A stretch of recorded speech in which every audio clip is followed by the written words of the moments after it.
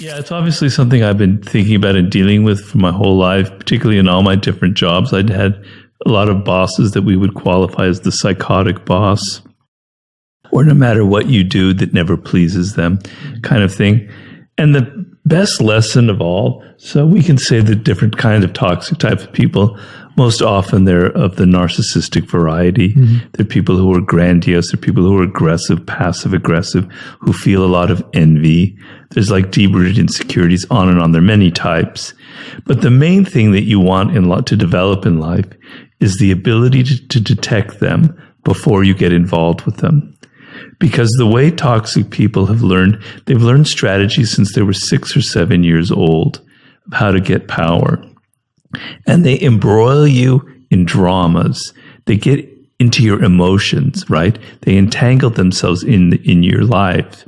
They don't come at you saying, I'm toxic. I'm a narcissist. Get away from me. They know how to appear charming. They know how to be interested in you. They know how to be moderately pleasing, etc. They can even be charismatic. You get involved with them, and then it starts to come out, and it's too late because you're emotionally entangled with them. They've got their roots inside of you, and you're sucked into their dramas, and it's really hard to get out, particularly in an intimate relationship. That's the worst of all. The best thing you want to develop in life is the radar to detect them before you get involved with them.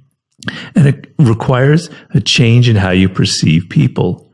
So it doesn't mean, I don't want people to become paranoid, thinking everybody out there that I'm dealing with could be toxic, because it's only like 5% of the population or whatever is truly like that. But you want to be able to see the signs beforehand, right? Yeah. And you don't want to judge people based on their words, based on their charming personality, based on their glittering resume. You want to be able to judge their character, what's deep, deep inside of them, right? The things that are not so visible at first glance, right? So you have to train how you think about people. You have to observe their patterns in life before you met them. If this person you're about to get involved in a relationship tells you, all of my wives and girlfriends in the past, they were just such blah, blah, blah, blah, blah, and then you hear that they only lasted a year or so, and it was always their fault, your antenna should go up. Something is wrong here. This person isn't revealing the truth. This is probably coming from something within. In my 48 Laws of Power, I talk about infection, where there are people who have an infecting power on you. They're surrounded by all kinds of drama. They continually present themselves as the victim of other people, whereas in fact, they're the ones that constantly draw this drama to them because that's how they survive. And you're going to find yourself involved with them, and it's going to be horrible to get out of the relationship. You're going to feel guilty. So develop the power to recognize them before you get involved. And I have, in the Laws of Human Nature, tons of advice about that. Paying attention to people's nonverbal cues. A narcissist tends to have a very animated face, but a kind of a deadness in their eyes.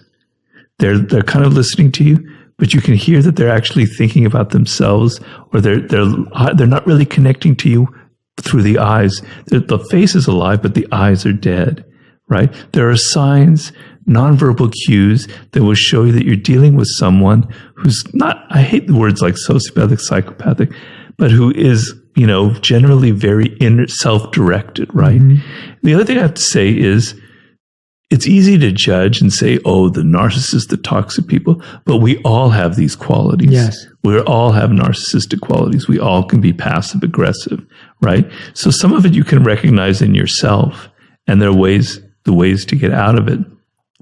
But the main thing is to not get involved with these people. If you're involved, let's say you have a spouse or whatever, the best power you can get is the ability to withdraw your emotions from the moment. And God knows that is not easy. It's a day-to-day thing. It's a daily process where you have to tell yourself these little kind of scripts that you tell yourself. It's not me. It has nothing to do with me. It's not personal. They have issues from early childhood that have given them these toxic patterns in life. They're trying to make me feel guilty, but it's nothing to do with me. It's not personal. Over and over and over and over again, every single time. So you have the ability to detach yourself emotionally from them on a daily basis. If you're in a job and you have a toxic colleague or a toxic boss, if you can get away from them, if you can quit your job, if you can move to another part of the office, do it, because it's worth it. It's not worth collecting $10,000 extra a year because with this boss, because it's going to damage you emotionally. It's going to take you years to recover. 3 years with a toxic boss, you may never recover. So if you can, quit the job. No job is worth that kind of abuse. It's going to hurt you. It's going to damage you, right? And the same in a relationship as well. If you can't get out, you have to develop a habit of detachment and not taking things personally. And oddly enough, when people sense that in you, like a toxic person senses that they can't push your buttons, it has a powerful effect on them. I'm not saying it's going to cure them, but they thrive on the ability to push your buttons. Mm-hmm. To see you getting upset and angry just makes them so excited in a perverted way. The fact that you're not taking it personally, that you're calm, that you're centered, that you're thinking to yourself, it's not personal, it's going to have a powerful effect on them. It may not end the dynamic, but it will have more of an effect that you want than constantly falling for their ploys and their games and getting emotionally sucked into their dramas. They're used to getting away with things. They're used to people not seeing through them. And just repeat to yourself, toxic people do not announce themselves. They do not wear little horns on their head saying, I'm devilish or whatever. They disguise it.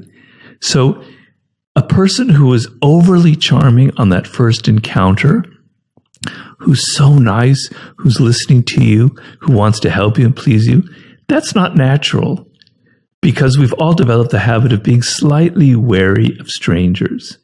And I've learned through my consulting work and my own experience that person who's trying too hard on the first encounter, they're generally hiding something. They're generally conceding intentions that they don't want to give out, right?